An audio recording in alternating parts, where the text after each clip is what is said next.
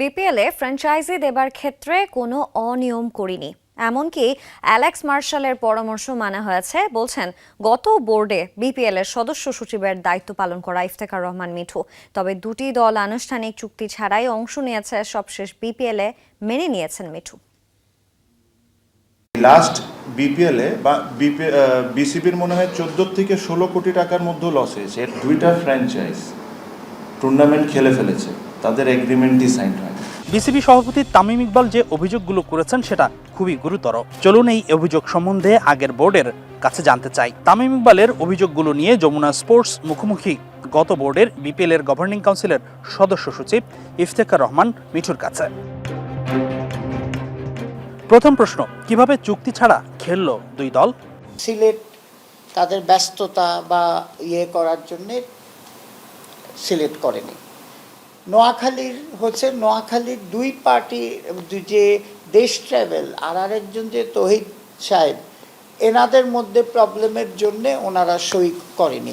BCB integrity ইউনিটের প্রধান Alex মার্শালের আপত্তির সত্ত্বেও কেন দেয়া হলো দলের মালিকানা?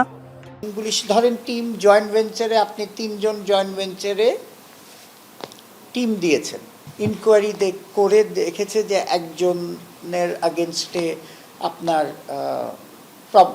কমপ্লেন আছে। এটাও কিন্তু ওনার গাইডলাইন যে আপনি ওই লোক ছাড়া যদি ওরা আসে তাহলে দিতে পারেন। 16 কোটি টাকা কেন লস করলো বিপিএল গভর্নিং কাউন্সিল সবশেষ আসরে? 16 কোটি টাকা যে লস বলতেছে, আমি অ্যাকাউন্টস দেখিনি।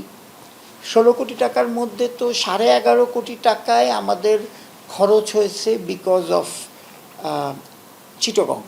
চিটগংয়েরটা একদিন আগে কেউ যদি বলে আমি এটার চালাতে পারবো না, সেই সার্কামস্ট্যান্সে তামিমও কি করতো, এটা আমার তার কাছে কোয়েশ্চেন। 2 দিন খেলা হয়নি, কিন্তু 2 দিন খেলা না হতে 1.5 কোটি টাকা কিন্তু আপনার এক্সট্রা খরচ হয়েছে।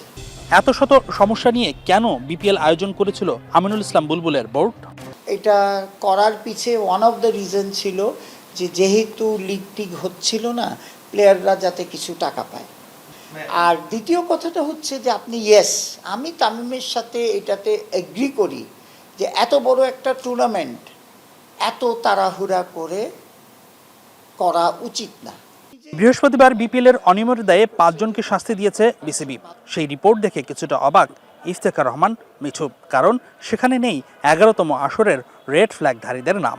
ওই 9 জন প্লেয়ারের যে আগে রেড ফ্ল্যাগ বলা হয়েছিল, সেই রেড ফ্ল্যাগদের রেজাল্টটা কি, সেই রেজাল্টটাও একটু বলে দেওয়া উচিত। বিপিএল এ অনিয়মের অভিযোগে যে 5 জনকে সাজা দেয়া হয়েছে তারা ফিক্সিং নামক অনিয়মের বড় বটগাছটার আগাছা নাকি মাত্র।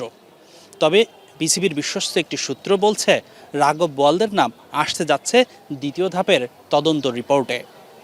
হাসিনুর রহমান, যমুনা স্পোর্টস মিরপুর শেরে বাংলা জাতীয় ক্রিকেট স্টেডিয়াম, ঢাকা।